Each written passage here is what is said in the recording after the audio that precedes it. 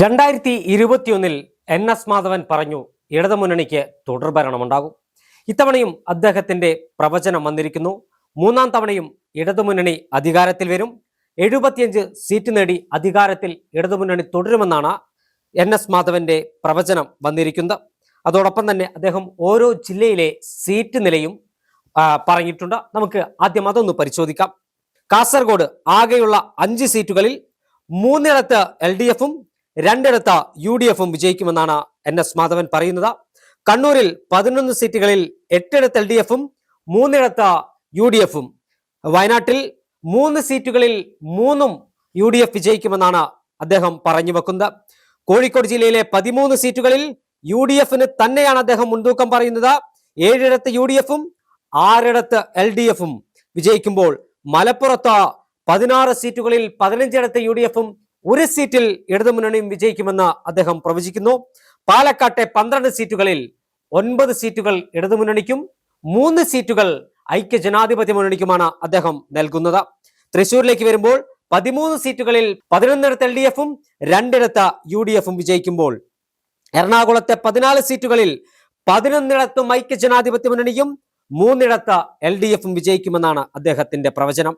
ഇടുക്കിയിലെ 5 സീറ്റുകളിൽ 3 UDF, 2 LDF. കോട്ടയത്തെ 9 സീറ്റുകളിൽ 4 UDF, 5 LDF.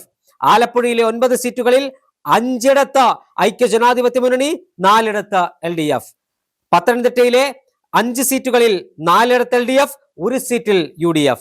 കൊല്ലത്തെ 11 സീറ്റുകളിൽ 7 LDF, 4 UDF. തിരുവനന്തപുരത്തെ 14 സീറ്റുകളിൽ 12 LDF, 2 UDF. അദ്ദേഹം 1 സീറ്റ് പോലും BJPക്ക് നൽകുന്നില്ല എന്നതാണ് യാഥാർത്ഥ്യം.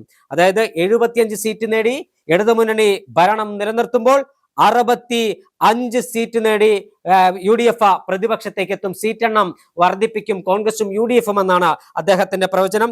NS മാധവൻ UDF-ന് മുൻതൂക്കം നൽകുന്ന ജില്ലകൾ വയനാട്, കോഴിക്കോട്, മലപ്പുറം, എറണാകുളം, ഇടുക്കി, ആലപ്പുഴ ജില്ലകളിൽ ഇടതുപക്ഷ ജനാധിപത്യ മുന്നണിയെ പിന്തള്ളി ഐക്യമുന്നണിയുടെ ഒരു തേരോട്ടം ഉണ്ടാകുമെന്നാണ് അദ്ദേഹം പറയുന്നത്. ഇഞ്ചോടിഞ്ച് പോരാട്ടം നടക്കുന്നത് കാസർഗോഡ്, ഇടുക്കി, കോട്ടയം ജില്ലകളിൽ ഇഞ്ചോടിഞ്ച് പോരാട്ടം എന്നാണ് അദ്ദേഹത്തിന്റെ അവകാശവാദം. അതായത് ശക്തമായ മത്സരം നടക്കുന്നു. ഇഞ്ചോടിഞ്ച് പോരാട്ടം നടക്കുമ്പോൾ BJPക്ക് 1 സീറ്റിൽ പോലും വിജയിക്കാൻ കഴിയില്ല. അതായത് BJP തവണ കേരളത്തിൽ അക്കൗണ്ട് തുറക്കില്ല എന്നാണ് അദ്ദേഹത്തിന്റെ അവകാശവാദം. 2021 NS മാധവൻ LDF-ന് 80 സീറ്റുകളോടെ ആയിരുന്നു ഭരണ തുടർച്ച പ്രവചിച്ചത്. എന്നാൽ 80ന്റെ മുകളിൽ പോയിട്ടുണ്ട്. അന്ന് അദ്ദേഹം UDF-ന് 51 സീറ്റുകളും 2020-ക്ക് ഈ 1 സീറ്റ് ലഭിക്കുമെന്നും അന്നും BJPക്ക് സീറ്റ് ലഭിക്കില്ല, അതായത് 2021-ലും BJPക്ക് 1 സീറ്റ് പോലും ലഭിക്കില്ല എന്ന് തന്നെയായിരുന്നു NS മാധവന്റെ പ്രവചനം. വിഖ്യാതമായ ഹിഗിറ്റ അടക്കമുള്ള നോവലുകൾ മലയാളി സമൂഹത്തിന് മുന്നിൽ സമ്മാനിച്ച വ്യക്തിയാണ് NS മാധവൻ.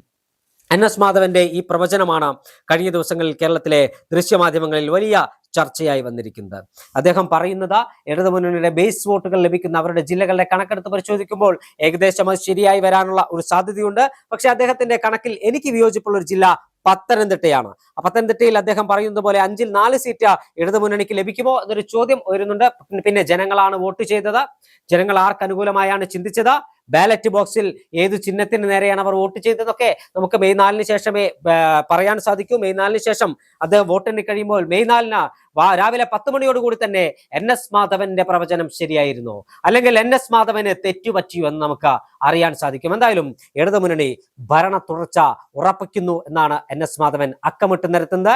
ഇടതുപക്ഷ ജനാധിപത്യ മുന്നണിയെ സംബന്ധിച്ചിടത്തോളം, CPM-നെ സംബന്ധിച്ചിടത്തോളം ഇന്ന് CPM ഭരിക്കുന്ന രാജ്യത്തെ ഏക സംസ്ഥാനമാണ് കേരളം. കേരളത്തിന്റെ ഭരണം നിലനിർത്താൻ ആവനാഴിയിലെ അസ്ത്രങ്ങളെല്ലാം പുറത്തെടുത്ത ഏറ്റവും മികച്ച പ്രചരണം നടപ്പിലാക്കി പ്രചരണ പ്രവർത്തനങ്ങൾ നടത്തിയാണ് ഈ തെരഞ്ഞെടുപ്പിനെ ഇടതുമുന്നണി നേരിട്ടത്. ഇടതുമുന്നണിയുടെ വിജയം ചില ചാനൽ സർവേകളും പ്രീപോൾ സർവേകളും എല്ലാം ഇടതുമുന്നണിയുടെ വിജയം അവകാശപ്പെട്ടിരുന്നു. ഇപ്പോൾ അതേ മാതൃകയിലാണ് NS മാധവന്റെ പ്രവചനം കൂടി വന്നിരിക്കുന്നത്. എന്തായാലും കേരളം ആര് ഭരിക്കും? കേരളത്തിൽ ഇടതുമുന്നണിയുടെ മൂന്നാമത്തെ ഭരണം ഉണ്ടാകുമോ, അതോ 10 വർഷത്തെ ഇടവേളയ്ക്ക് ശേഷം ഐക്യ ജനാധിപത്യ മുന്നണി കേരളത്തിന്റെ ഭരണം തിരിച്ചു പിടിക്കുമോ എന്നറിയാൻ നമുക്ക് മെയ് 4-ന് രാവിലെ 10 മണി വരെ കാത്തിരിക്കാം.